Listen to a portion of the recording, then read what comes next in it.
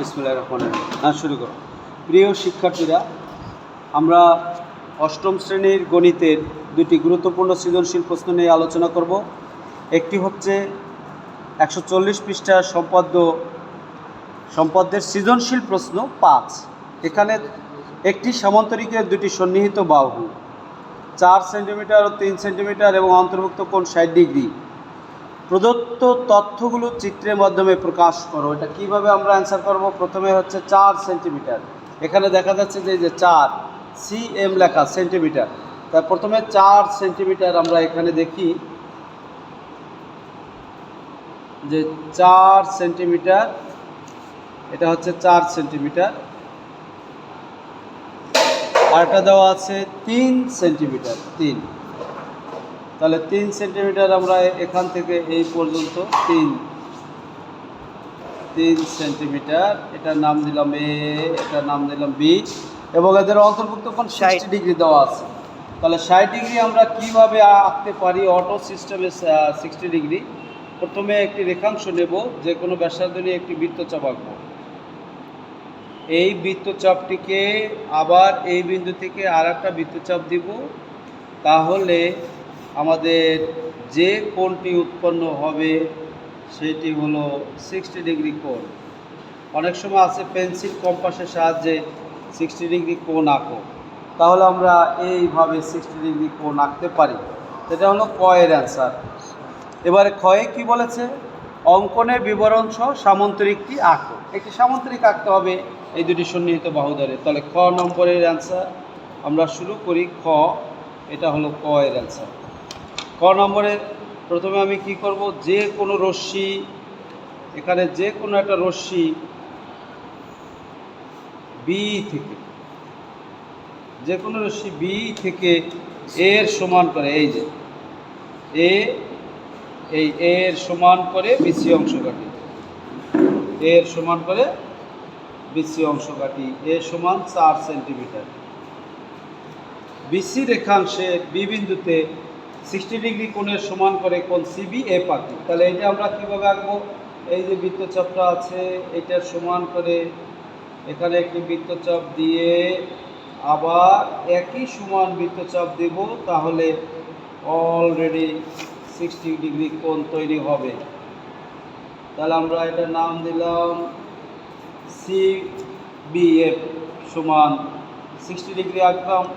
এবার বিএফ থেকে বি এর সমান করে, বিএফ থেকে বি এর সমান, বি সমান 3 সেন্টিমিটার সমান করে বি এ অংশ কাটি, বি এ অংশ কাটি, বি সমান 3 সেন্টিমিটার। এবার এ ও সিকে কেন্দ্র করে যথাক্রমে এ ও বি এর সমান ব্যাসার্ধ নিয়ে, একে কেন্দ্র করে এ, এই যে এ, এবং সিকে কেন্দ্র করে এ বি এর সমান ব্যাসার্ধ নিয়ে কোণ এ বি সি এর অভ্যন্তরে দুইটি বৃত্তচাপ আঁকি। এই বৃত্তচাপ দুটি পরস্পর ডি বিন্দুতে ছেদ করব। এখন সি কমা ডি এবং এ কমা ডি যোগ করি, এ কমা ডি যোগ করি, তাহলে এ বি সি ডি হলো উদ্দিষ্ট সামান্তরিক। গতে বলেছে যে উদ্দীপকের সন্নিহিত বাহুদ্বয়ের সমষ্টি সমান কর্ণ বিশিষ্ট একটি বর্গ আঁক। তাহলে আমার আছে কত? 4 এবং 3 সেন্টিমিটার সমান হবে 7 সেন্টিমিটার। তাহলে একটি কর্ণ হবে কত সেন্টিমিটার? 7 সেন্টিমিটার। এখানে দেখা যায় স্পষ্ট করে 7 সেন্টিমিটার। এখানে একটি কর্ণের দৈর্ঘ্য, বর্গের কর্ণের দৈর্ঘ্য 7 সেন্টিমিটার দেওয়া আছে, বর্গটি আঁকতে হবে। বর্গের কর্ণের দৈর্ঘ্য, কর্ণ ই সমান 7 সেন্টিমিটার দেওয়া আছে, বর্গটি আঁকতে হবে। অঙ্কনের বিবরণ খুব মনোযোগ দিয়ে এটা দেখতে হবে যে প্রথমে যে কোনো রশ্মি বি থেকে 7 সেন্টিমিটার সমান করে বিসি অংশ কাটা, বিসি অংশ কাটা।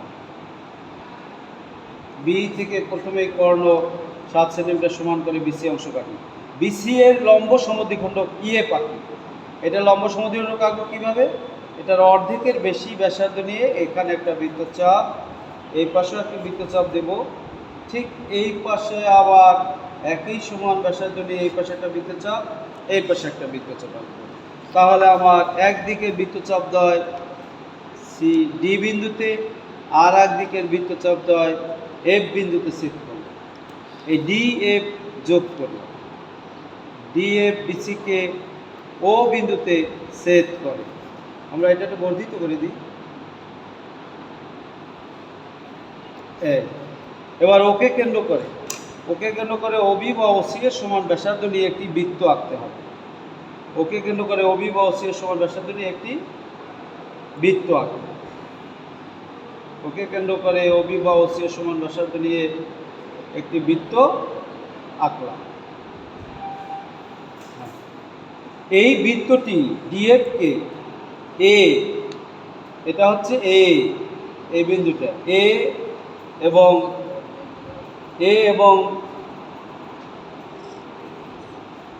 এবং জি বিন্দুতে ছেদ করবে। যে কোনো একটা বিন্দু দিয়ে বিন্দুগুলো মিলিয়ে পরে দিলেও হবে। এরপর আমরা এ কমা সি, তারপরে হচ্ছে এই জি কমা সি,